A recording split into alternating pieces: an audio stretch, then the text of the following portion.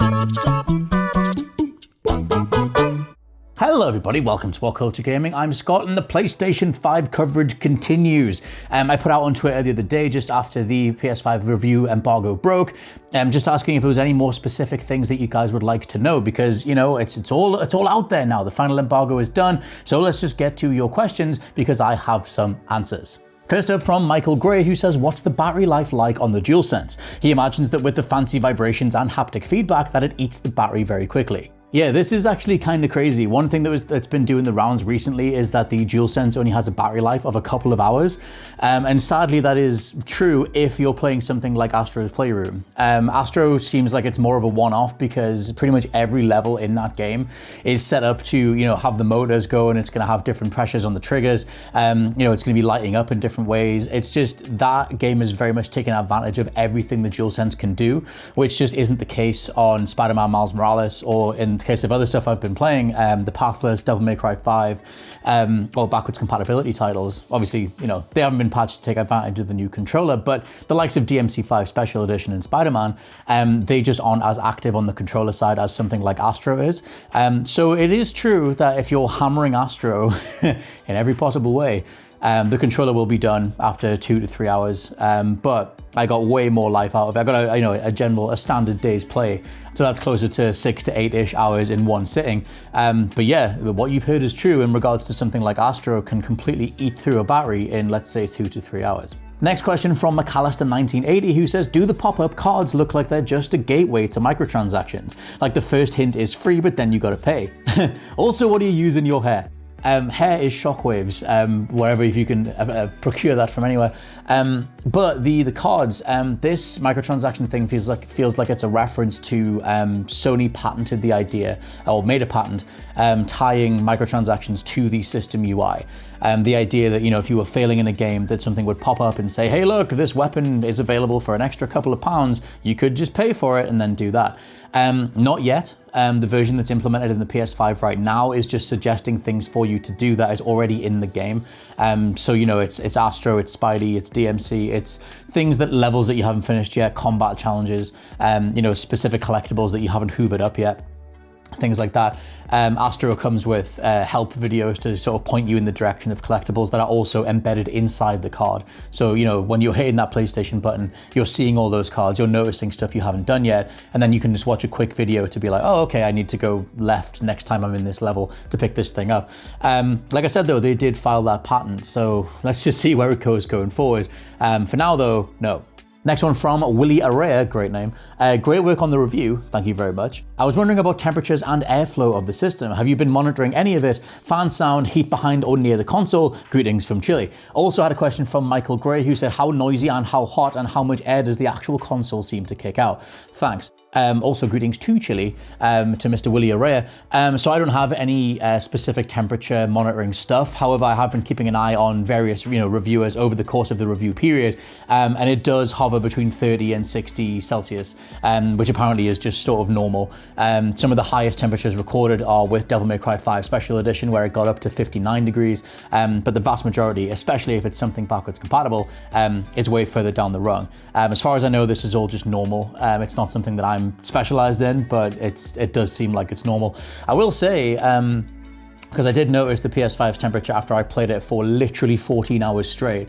I just, you know, I had my hand behind the system. I was going to switch some HDMI ports around, and I did feel some temperature there, but it's, you know, it's nothing massive. The other thing that I think sticks out though is the fan sound, because I was playing some Titanfall 2, which, side note, if we can get Titanfall 2's player base back up, I couldn't connect to a game for about 20 minutes. Titanfall 2 deserves better, hashtag. Still, playing that game though, I played it from disc. The PS5's fan noise does go sky high when you put something in that's on disc. I think it was just because it was copying the file while I was already downloading something else. But even when you first fire that game up, the fans kick in, you know, and when the disc is sitting in the tray while I was playing something else and going through the settings, it still started kicking the fans in and just doing some sort of cycle boot style boot style process on the system side. I had no idea what it was doing, but as soon as I had a disc in the system, it was, you know, kicking the fans in. It was sort of going through some sort of process. So yeah, for the vast majority, whisper quiet, it's totally fine, didn't notice the temperature, but massive prolonged amount of period did obviously result in a buildup of heat around the system, and in terms of fan sound, I only noticed that when I put a disc in. Question from It's Undisputed, can you still get screenshots from video clips on the PS5 like you can on PS4? I don't remember on the PS4 if there was a specific menu option for this, but on PS5 there isn't. If you want to take a photo from a video, you'll have to pause it, then just tap up to get rid of the timeline thing that you're hovering on, leave the video on the still that you want, and then just take another photo. I guess that would still result in a drop of resolution depending on, what the game is being rendered as versus what it gets replayed at. But you can set all those things in the settings themselves. You can set what sort of resolution you want video clips to save as, which might get around that. They might patch it in that you can just take a still from a video, but right now, unless I'm missing something, you have to take a separate still of a video itself. Question from Mike Redacted, is the switcher functionality and jumping around games via the cards and the superfast SSD like suspend resume? If not, are they close enough? So I guess they're sort of satisfying different things. The quick switch thing that I mentioned in the review pertains to when you double tap the PlayStation home button. On PS4, that would literally just take you back to whatever the previous app was that you used. It could be an entertainment app or it could be a game. You would just go back and forward. On the PS5, and I didn't realize this when I did the review because the media side of the system was under embargo, but say you're on Spotify and you're listening to Spotify and you're then playing a game, double tapping the button will bring up the Spotify music controls. Same as if you're in the settings and you just left a game, it seems like media overrides games. I know that this stuff is in progress. I know that they've said that they're going to be updating stuff and it's all pre-launch hardware anyway.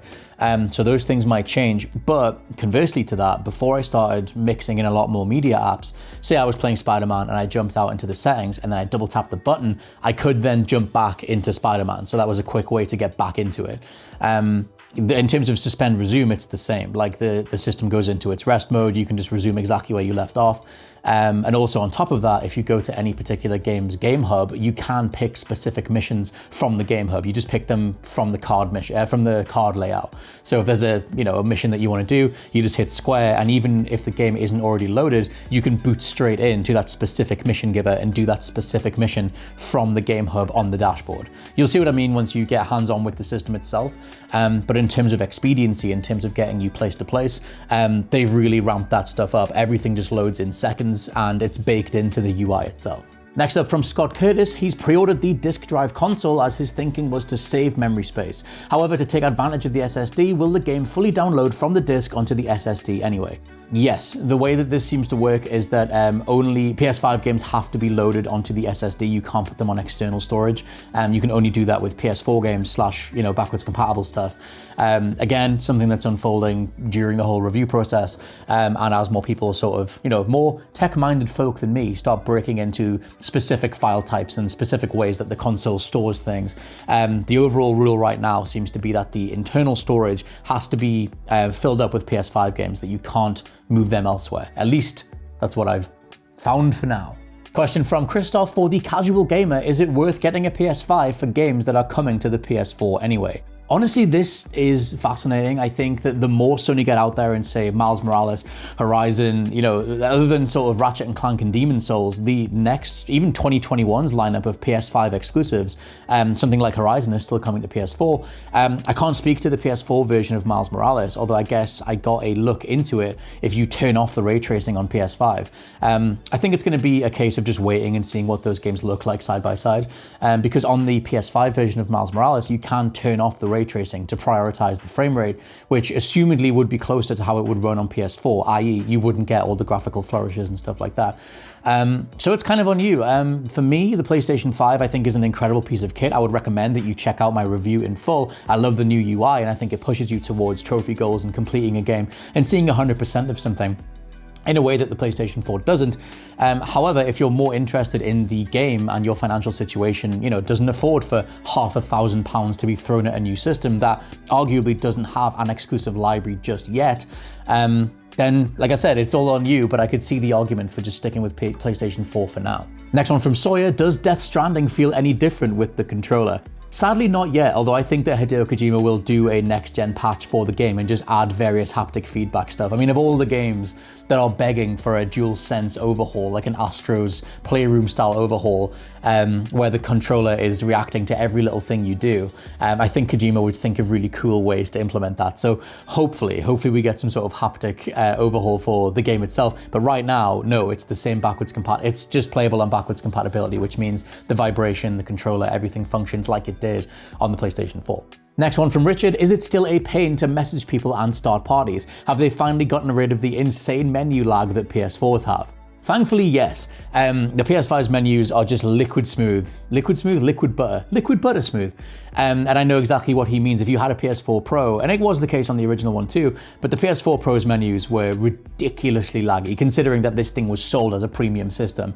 It was just incredibly laggy. Like, you were trying to button between stuff, maybe you were trying to quick switch, maybe you were trying to, dive into the PlayStation store and then just trying to come out of the store and go somewhere else. It would just stutter, like single frame per second type stuff. Where it looked really, really bad. None of that on the PS5. I really tried to push it, tried to sort of crank going thing to thing, game to game, menu to menu, and it managed to keep up with me. In terms of starting parties, you can just hit the PlayStation button, and at the bottom of the new menu that pops up, there is a thing called Game Base that's in the middle. In here, it lists your recent parties, or you can view all of them, and then you can just button in, start a party from there. The DualSense doubles has an inbuilt microphone, so if you want to just start talking to people, you can.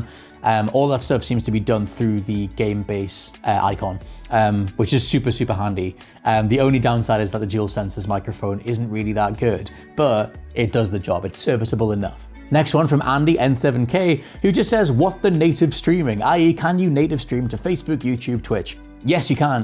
This is another icon that's on the XMB when you hit the PlayStation button. You can customize that menu if you want, but one of the defaults is just an icon that says broadcast. If you go on that, it'll give you a list of everything that your accounts are tied to, YouTube, Twitch, whatever. You can just button onto them and then start streaming. Obviously, in the review period, I haven't been able to go all the way through with that, hence the Sony, special operatives kick the window in, and I'm not allowed to continue. But it seems to be as simple as hitting the PlayStation button, going on broadcast, and then picking what you want to beam your footage out to. You can also, like I said before, use the controller as your inbuilt microphone, use the camera that you can buy as an optional accessory alongside the PS5 to just have a streaming setup, right there and then if you're just trying to get off the ground with it. Next one from Callum McGrath, any sign of Knack 3? Sadly not, but Astro's Playroom is bloody lovely. And final one from Matt Delaney, who says, any word on if the PlayStation Plus free lineup is only available through November? What if you can't find a console right away? I have to assume with this that he means the PS Plus collection, which is something that is exclusive to PlayStation 5 overall. Like, it's a PlayStation Plus add-on thing. You get the monthly subscription, and then you have access to an entire archive of titles, including God of War, Ghost of Tsushima, whatever. There's a ton of lovely first-party stuff in there. In terms of the overall stuff, Bugsnax, it's Bugsnax, Hollow Knight, and Shadow of War are the 3 games for November. They'll rotate in December as always. If you're new to PlayStation and you're new to PlayStation Plus, the free games rotate every month the same way they do as games with gold on Xbox. As to not finding a console right away, let's just hope that you can. Even as time of recording, as I cross all my fingers, I have a PlayStation 5 in this house, but I don't actually own a PlayStation 5. They sent me one for the review, but I still haven't been able to actually get a unit. Not going down the woe is me route, but just the irony of it. Stock allocation. I'm kind of in the same boat as you guys. I want to get my own one. I don't want to have a pre-released unit. I want to have my own PlayStation 5. So hopefully you can get one. Hopefully I can get one, and we can all ring in the new generation together. For now, though, this has been various, questions and answered, various specific things that you guys wanted to know. If there's anything else, let me know down in the comments. I'll try and get to some other ones in the future, and maybe we'll do a additional one of these videos depending on how many different things need to be talked about. For now, I've been Scott from WhatCulture.com. Thank you very much for listening and watching, and I'll catch you soon.